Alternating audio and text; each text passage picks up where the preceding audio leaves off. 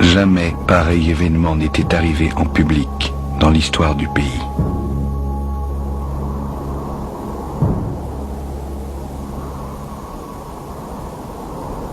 Puis-je vous demander tout d'abord comment le gouvernement a appris l'identité des conjurés et s'il y a d'autres personnalités impliquées dans ce complot?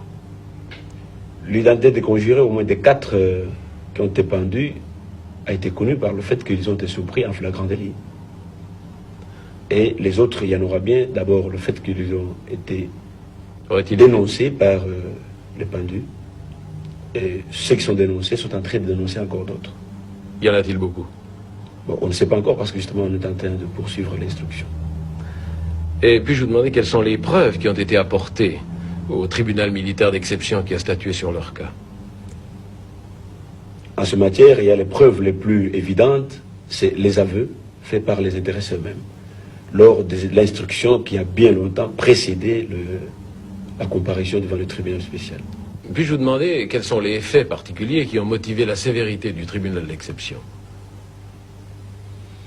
D'abord, c'est une question évidemment qu'on aurait pu poser au tribunal, parce que moi je ne suis pas du tribunal. Vous savez que dans ce domaine-là, le tribunal est toujours indépendant, très indépendant même.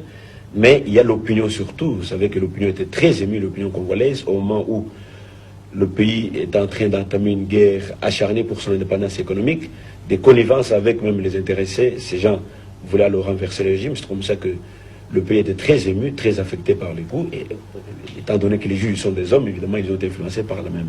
Et puis je vous demander, ensuite logique, quels sont les faits qui ont empêché l'application de la grâce présidentielle? Je vois que c'est exactement la même gravité à laquelle le gouvernement congolais a en tête, n'est-ce pas, avec en tête son président de la République, attaché au fait, à l'infraction commise par les intéressés. Mais surtout, ce qui est plus grave, c'est la connivence avec les milieux de haute finance étrangères pour renverser le régime. Ces mêmes milieux de haute finance étrangères que nous combattons pour les intérêts supérieurs de la nation.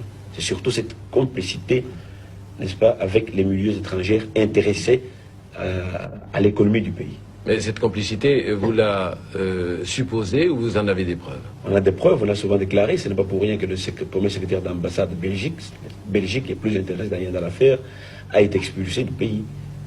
Pourquoi cette exécution a-t-elle été publique? Ça s'explique surtout par la raison fondamentale même d'une action pénale. L'action pénale ne doit pas être toujours répressive, mais doit aussi être préventive. Éducative. Il faut qu'on prévienne, éducative et préventive aussi, qu'on prévienne tous ceux qui non seulement étaient dans le coup, mais tous ceux qui aussi attendaient leur tour pour y passer, pour qu'ils puissent y voir avec quelle sévérité on finit ces genres d'infractions. On punit ces genres d'infractions. Rendu public au lendemain de ce complot et qui donnait carte blanche à ce tribunal militaire d'exception de faire ce qu'il pouvait faire. Il était du devoir, n'est-ce pas, des 3 officiers supérieurs qui constituaient cette justice militaire d'exception, d'accepter ou pas que les conjurés aient des avocats pour leur défense. Ce qui a peut-être frappé l'opinion publique en Occident, disons, c'est qu'en démocratie, dans nos démocraties, nous ne pendons pas les politiciens, nous n'exécutons pas les politiciens. Mais je vous répète encore ici, mon cher ami, nous ne sommes pas des Européens, nous ne sommes pas des Occidentaux, nous sommes plutôt nous autres des Bantous. Et puis, ne croyez pas, parce que nous avons été colonisés par les Occidentaux, que nous sommes devenus par là des Occidentaux, nous restons Bantous, et nous avons nos mœurs, qui ne sont pas le vôtre, qui ne seront jamais les vôtres. C'est dire que la démocratie, telle que nous l'entendons, n'est pas applicable telle qu'elle ici, à votre avis? On peut l'appliquer, mais pas à la lettre, comme chez vous. Quelle est la nuance exacte alors? La nuance, c'est que chez nous, le respect dû à un chef, par exemple, c'est quelque chose de sacré. On ne peut pas jouer ou blaguer avec un chef. Lorsqu'un chef décide, il décide, un point c'est tout. J'ai décidé au nom du haut commandement que nous sommes au pouvoir pour 5 ans. Et un point c'est tout. Il n'appartenait plus à un groupe de politiciens d'aller se mettre du côté des financiers pour provoquer encore des désordres ou des troubles dans ce pays.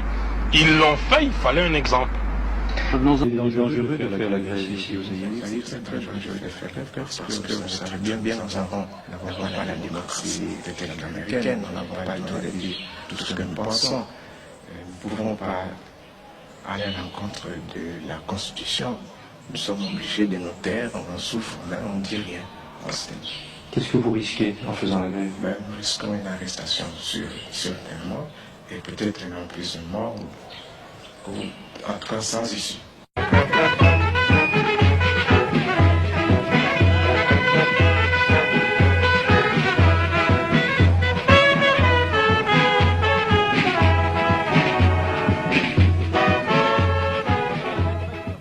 Le mot bouddhisme, lorsqu'on en parle, c'est quoi exactement? C'est l'ensemble de tout ce que j'ai prêché depuis le début de mon action, depuis la date historique du 24 novembre 1965.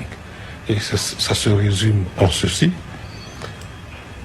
les enseignements, la pensée et l'action du président fondateur du MPR.